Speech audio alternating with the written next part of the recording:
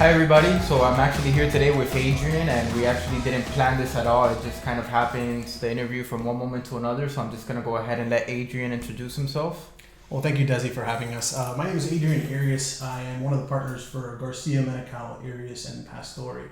We're a pretty varied practice, but I'm in charge of the real estate division, doing both transactions and litigation.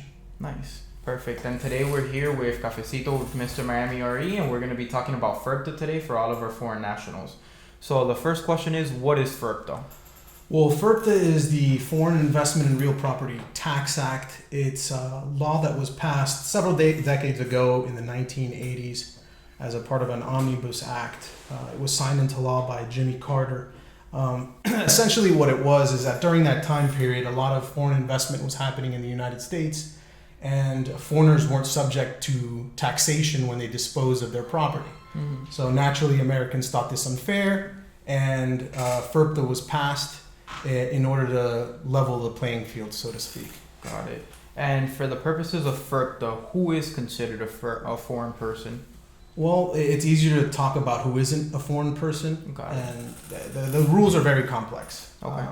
But first and foremost, understand that if you are a foreign seller, a buyer is going to be obligated to withhold a certain percentage of the sale and submit that to the IRS.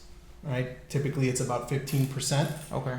The IRS holds it and then waits for the seller to come in, do their taxes, and possibly receive a portion of that, withhold back, or pay the full amount, whatever it is that they're assessed in taxes and tax liability. Which is awesome, because I went ahead. That was actually the next question, which does the seller lose all the money that was withheld through FIRPTA? So the answer is no. They're going to get a portion of that back. They could. It all depends on the gains, the losses, and things of that nature. So the most important thing to have is an accountant who is aware of your financial circumstances, both in how you purchase the property and how you're about to sell it.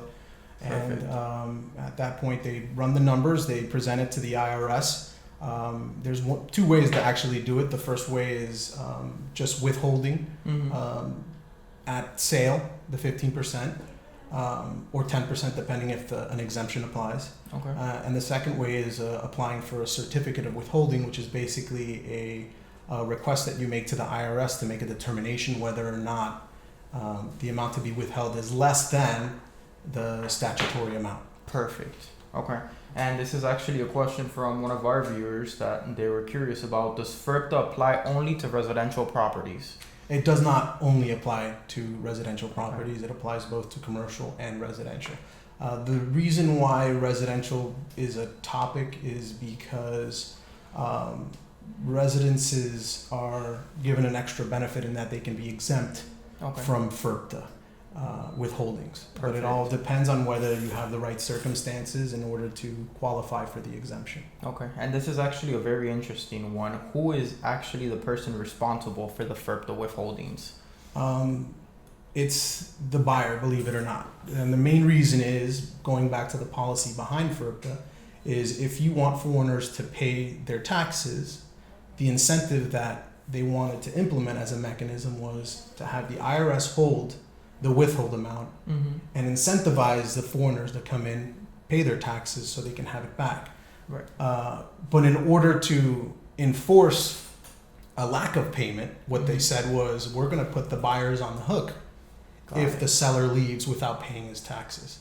So it's very important that the buyer know where they stand when they're dealing with a foreign buyer. Perfect. A foreign seller, excuse me. And to have proper representation, obviously. Exactly. Perfect.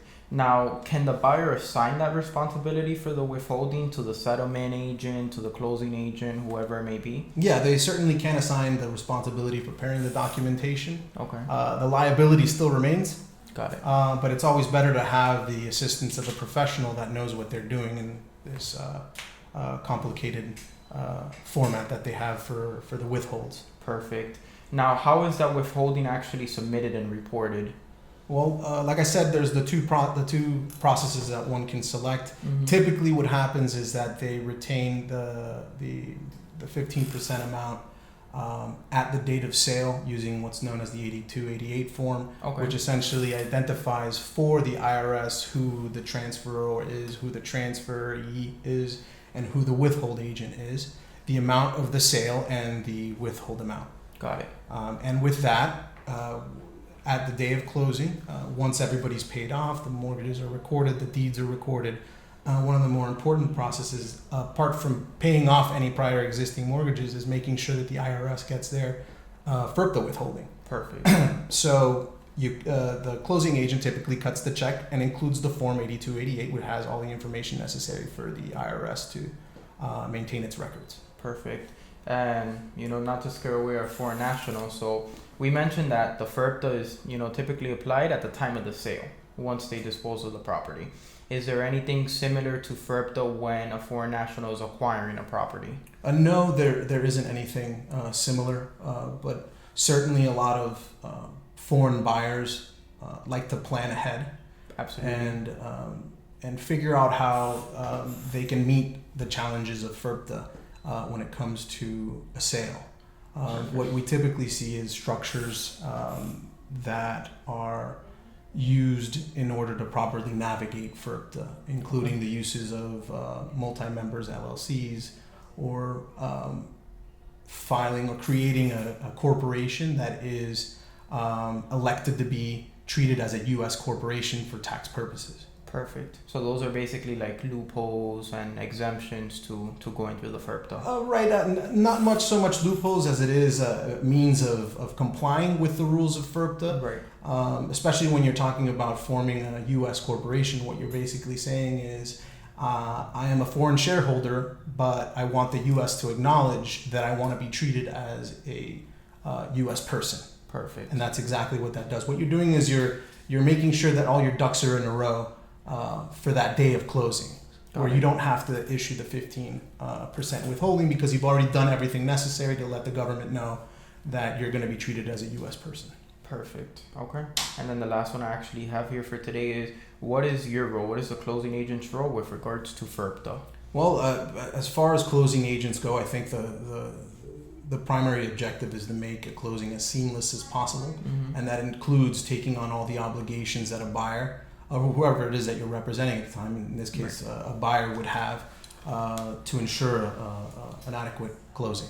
Perfect. Okay. Well, now you guys know a little bit more about FIRPTA. Thank you so much for tuning in with Adrian today for another episode of Cafecito with Mr. Miami Real Estate, and be sure to subscribe.